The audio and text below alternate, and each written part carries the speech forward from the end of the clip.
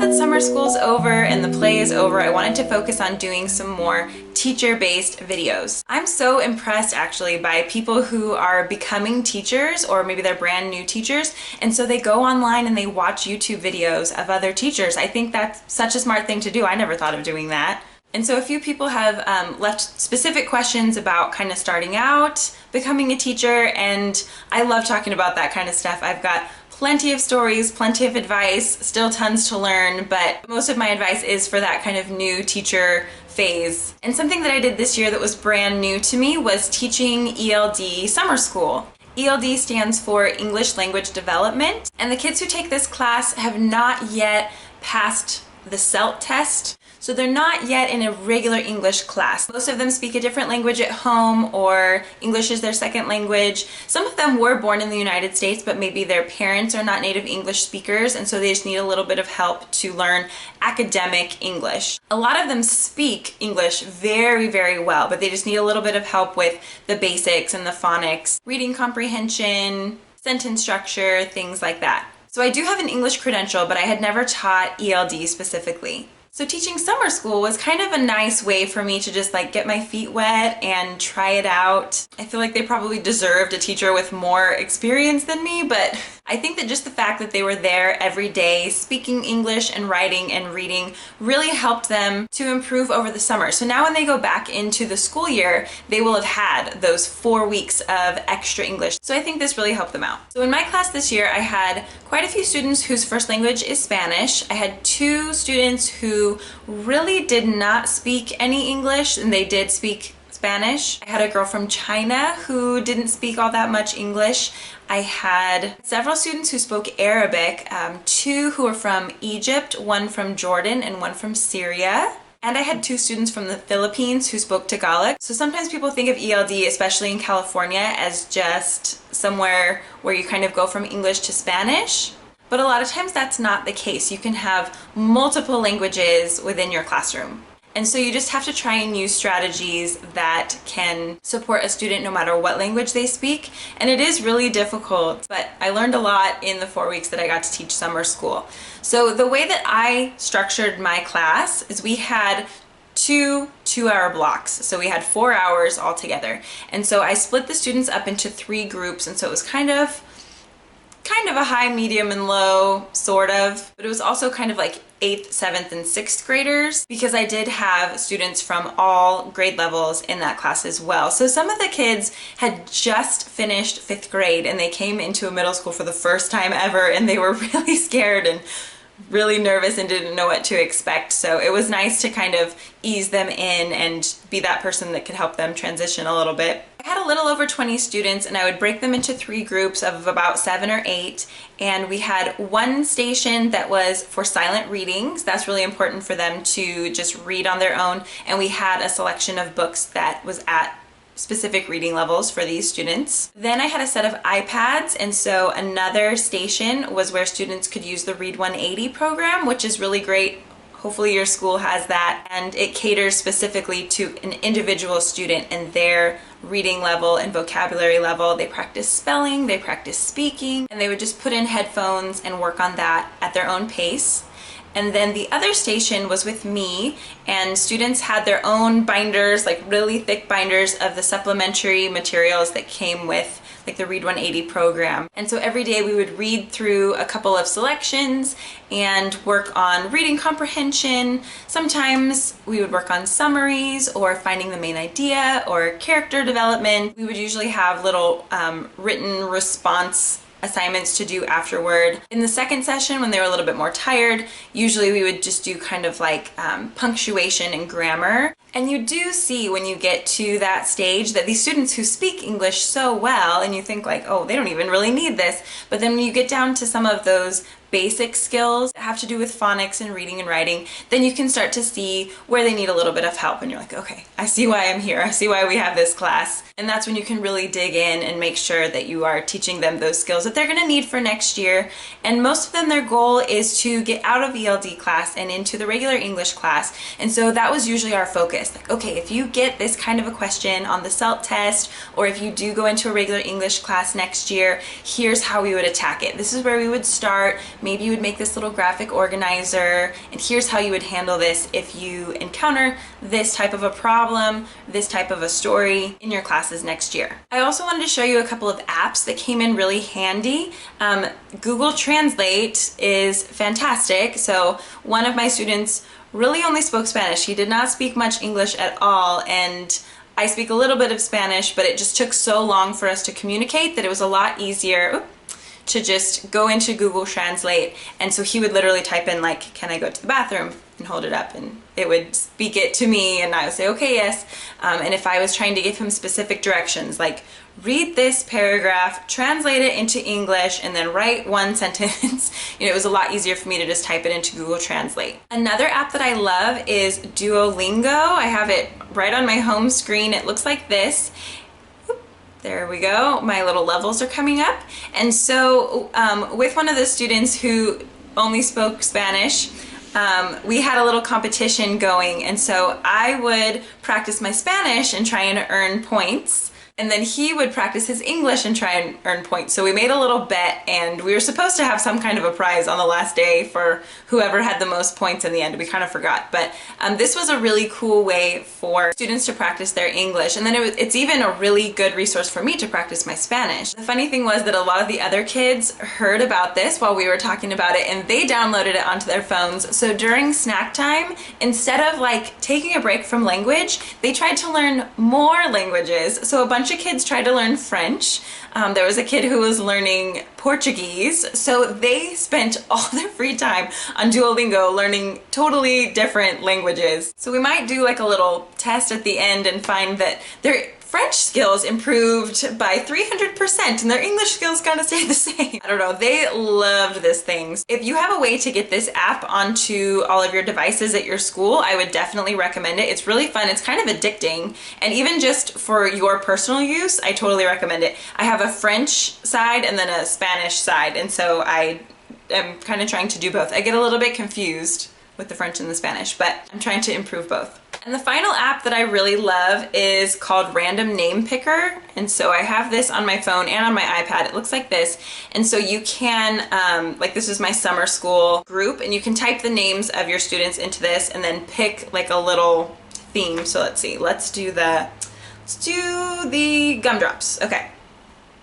So I can click on the gumdrops, and it takes forever, but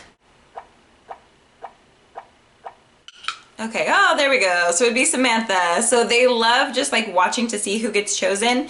And with that class, a lot of people didn't want to volunteer to read, or didn't want to volunteer to read their answer out loud or something like that. And so this is just a fair way to choose volunteers. And a couple students were like, oh, what's that app? Because I want to put it on my mom's phone so that when we have to decide like who does the dishes or who takes out the trash, we can use this app. So that one's really fun. And all of those are free. So before next school year, I would suggest getting all three of those. Also, the Starbucks app, you're gonna need that every morning. My iced Americano with classic sweetener every day, and I'm earning my points. Ooh, I get a free birthday treat. Ooh. So one of the challenges of teaching ELD this way was just making sure to get passwords for each of the students. They couldn't use Read 180 unless they had a password, and if they were new, like to middle school, if they had just come from 5th grade, they had to make sure that they took the SRI test, which is like a Lexile level test, and we couldn't do that on the iPads. We'd have to go to the computer lab for that. So you just have to make sure to stay in communication with whatever administrator it is that kind of keeps track of the passwords and SRI testing and stuff like that. That's probably just something that you have to anticipate if you are using that program. It is hard also to have groups of such mixed ability. So even though I tried to kind of break down the groups and sort of align them by ability, you know, you have one student in your group that can read perfectly and they just need a little help with syntax, and then one student who doesn't understand the written material at all. And so you just have to really figure out how to split your attention and have students help each other, have students translate for each other if they can. There's really no way around that. That's just another thing that you have to anticipate and figure out how to meet the needs of every kid. Another thing that was a little bit difficult was that we had a 4-hour block, and so most kids in summer school did one class for 2 hours and then they would switch and go to a different class. So even during normal school days, usually I think at our school the ELD hour is a little bit longer. Maybe it's like 2 periods. So you do have to just find ways to keep them motivated and kind of have some kind of a little carrot for the end of the class, or when they meet a certain goal or something like that. They're working so hard and they're really overwhelmed. I mean, I know how hard it is to learn new languages, and it really is taxing on my brain when I'm trying to study Spanish or study French. So you need to build in little breaks, little like celebratory times, little like achievement celebration parties or something like that. Just really quick things, but you kind of do need to give them some way to rest their brain every so often and just find ways to keep moving, because it is hard. Also, keep the ultimate goal in mind. A lot of these kids just want to get out of that class so that they can be in a regular English class, and then usually that opens up something for them so that they can take like a different elective. So one of the students like was really into music, but he couldn't be in band because he had to take ELD. So that was kind of the motivation that we would talk about all the time. So, oh, if you get this done, if you can master this, maybe you can test out and then you could take band next year. Wouldn't that be cool? You usually have less students in a class like that, so you can get to know them a little bit better and get to know their interests and what motivates them. So I would say that's essential if you're teaching ELD. We did a lot of like real world activities. I had them start like a pretend business and they made flyers for it, and they thought about whether they would need money to start it up, like if it was a dog walking business or a jewelry making business, or baking cupcakes for birthday parties, or teaching skateboarding lessons or something like that. Giving them ways to kind of interact in their community and think through those things and talk about those things is pretty useful. We had an activity where they had to fill out a resume, and that's hard anyway. Everyone hates doing resumes, but that was kind of a good thing just to expose them to. Probably my favorite day of the whole summer school ELD was this day during our table time, and we were supposed to be reading something, and the students from Egypt and Syria were talking about the Arab Spring, which they lived through when they were about 7 years old. They're like 11 now, but a couple years ago when they lived there, they were talking about the tanks that went through their street and how they lived on like the 3rd floor, and soldiers came up and told them not to go outside, and they were talking about the Egyptian president and who supported him and who didn't, and it was just mind-blowing to hear that from the perspective of like 10, 11-year-olds and how they had lived through it when they were kids. And they were saying too, like, oh, my grandparents are still there, I don't know if they're safe, a lot of my friends are still there, I haven't heard from them. It was so overwhelming for me to hear about. It was crazy, but that's, I mean, one of the coolest things about teaching ELD is that you get to meet these kids from all over the world. And even for the actual kids in the class, I think that's so cool that they were in a class with kids from the Middle East, from the Philippines, from China, from Mexico, from El Salvador. I mean, that's a valuable experience to get to work with a group of kids and get to know these kids from all over the world. Not everybody gets to experience that. I thought that was so cool. And it was nice that there were kids from 6th, 7th, and 8th grade, and just to kind of watch their interactions was pretty funny too, because the 8th graders think they're like so cool. I mean, they're new 8th graders. They're going into 8th grade, so they're really like taking on this role of being extra cool and laid back. And then the 6th graders coming in are just so silly, and they just want to like dance around and be crazy. So I think you had like the 6th graders kind of breaking down the coolness wall of some of the older kids, but then you have the older kids sort of bringing up the maturity level of the younger kids. So I loved that, having a mixed age group and then kids from all over the world. That was like my dream come true. I love when my classrooms are like that. We read a story about Raton Perez, like the tooth fairy in Mexico. He's like a little rat that comes in, takes your tooth, and gives you money.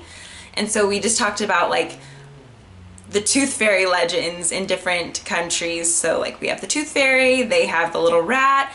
In the Middle East, they were saying that they just like throw their tooth at the sun and then they say this little saying. It basically means like the tooth of a cow for the tooth of a prince. So you're gonna like throw out your old tooth and get a new, better one. So just even little things like that were so cool. So anyway, I really love teaching ELD.